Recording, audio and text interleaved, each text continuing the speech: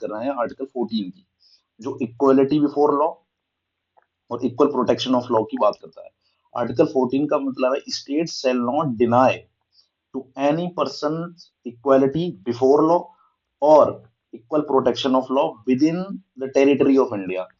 मतलब इंडिया की टेरिटरी ये है, इसके अंदर स्टेट जो होता है किसी भी पर्सन को उसके राइट्स को डिनाई नहीं कर सकता। और इक्वल प्रोटेक्शन ऑफ लॉ मतलब everyone, every and each one is equal in the eyes of law, और इक्वली उसे प्रोटेक्ट करा जाएगा लॉ के थ्रू। इसका ये हो गया आर्टिकल 14 का मतलब। अब इसमें लिखा है this provision confers the right on all the person whether citizen और फॉरनर्स। मतलब ये क्वेश्चन यहाँ पे भी बन जाता है कि आर्टिकल 14 जो होता है सिर्फ इंडियन सिटीजन पे अप्लाई करता है या फॉरनर्स पे भी, तो दोनों पे इट्स अप्लाई वेदर सिटीजन्स और द फॉरनर्स। ठीक है। अब यहाँ पे पर्सन का मतलब क्या हो गया? पर्सन मतलब include the legal person, स्टेटरी corporation, companies, registered societies और टाइप ऑफ लीगल पर्सन। अब यहाँ पे लीगल पर्सन या दूसरा पर्सन जैसे कि जिसके ऊपर कोई सेडिशन चार्जेस ना लगे हों या कोई क्राइम ना करा हो जिसने, उसके लिए नहीं है ये, लीगल पर्सन के लिए है। ठीक है, फॉरनर भी हो चाहे वो सिटीजन हो। ठीक। अब अगला आता है ना article 14, both both of them aim at establishing equality. Both यहाँ पे किसकी बात हो रही है? Equality before law. ये हमने बात करी है पहले की। कहाँ चला गया? इक्वलिटी बिफोर लॉ और इक्वल प्रोटेक्शन ऑफ लॉ। तो both of them at establishing the equality status opportunity and justice. ठीक है। अब अगला है ना क्वेश्चन, इससे उठता है rule of law.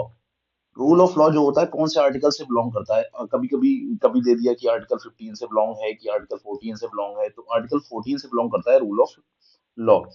Rule of law जो होता है एक बेसिक स्ट्रक्चर का पार्ट है। अब ये बेसिक स्ट्रक्चर जो होता है सुप्रीम कोर्ट ने केशवानंद भारती केस में, केशवानंद भारती केस में 1976 में आई थिंक जो होता है बताया था। लेकिन बेसिक स्ट्रक्चर जो होता है अभी तक कॉन्स्टिट्यूशन में डिफाइन नहीं है कहीं पे भी। तो ये रूल ऑफ लॉ जो होता है बिलोंग करता है आर्टिकल 14 में। अब ये रूल ऑफ लॉ तीन चीजों को बताता है। पहली चीज जो होता है absence of arbitrariness of the government. Government की जो होता है तानाशाही नहीं चलेगी, आर्बिट्रीनेस नहीं चलेगी, मतलब उसके अकॉर्डिंग नहीं रहेगी। ये पहली चीज हो गई। और दूसरी चीज जो आता है इंडिविजुअल सुप्रीमेसी। इंडिविजुअल सुप्रीमेसी हर एक बंदा की जो होता है एक अपनी लॉ है उसके अपने सुप्रीमेसी पे रहेगा वो। लेकिन ये जो इंडिविजुअल सुप्रीमेसी है ये इंडिया में अप्लाई नहीं होती। तीसरी चीज जो होता है इक्वलिटी बिफोर लॉ। तो ये तीन चीजें रूल ऑफ लॉ में बताता है। तीन में से इंडिविजुअल सुप्रीमेसी जो होता है हमारे पास इंडिया में नहीं है। दो चीजें जैसे बची हैं, इक्वलिटी बिफोर लॉ और दूसरा है इक्वलिटी बिफोर लॉ पहला है, उसके बाद absent of arbitrariness of the government, ये रहेगी। ठीक है। अब जो बात हुई थी ना दो, इक्वलिटी बिफोर लॉ और इक्वल प्रोटेक्शन लॉ, उसमें से पहले की हम बात करते हैं इक्वलिटी बिफोर लॉ। अब ये लिया कहां से गया? पहला क्वेश्चन ब्रिटिश कॉन्सेप्ट से लिया गया, और ये नेगेटिव कॉन्सेप्ट है। नेगेटिव क्यों बोलते हैं इसे?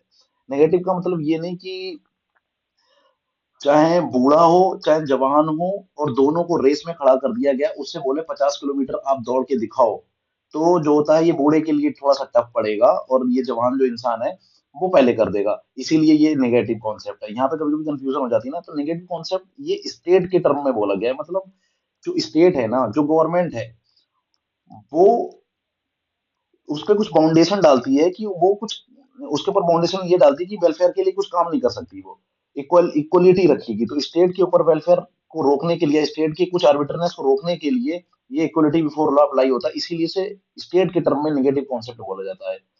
क्या लिखा है? The absence of any special privileges in the favour of any person, ये इक्वलिटी बिफोर लॉ बोलता है।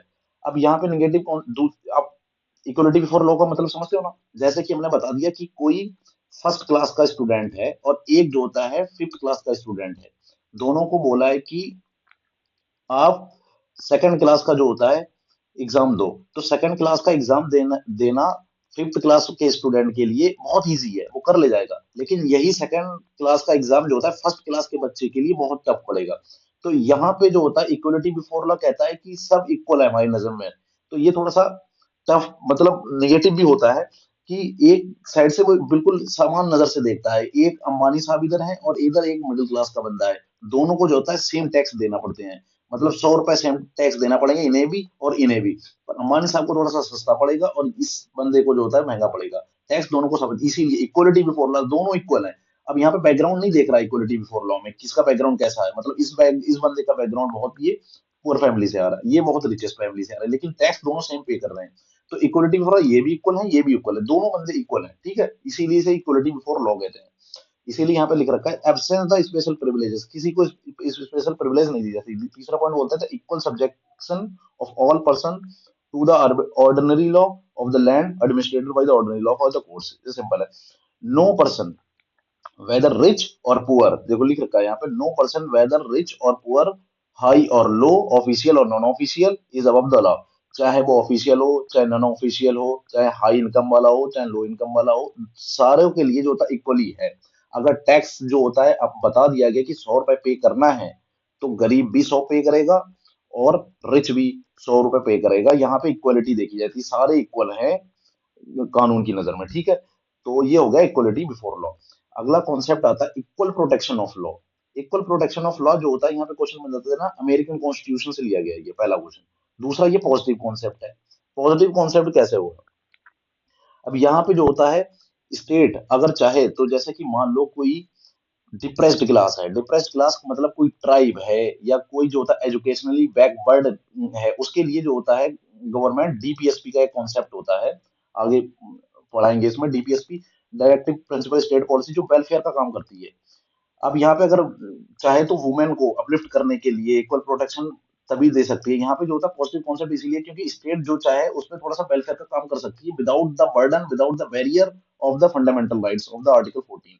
ठीक, अब यहाँ पे ये equal protection of law America से लिया गया है पहला। और दूसरा ये क्या कहता है कि equal equal equality of the treatment under the equal circumstances.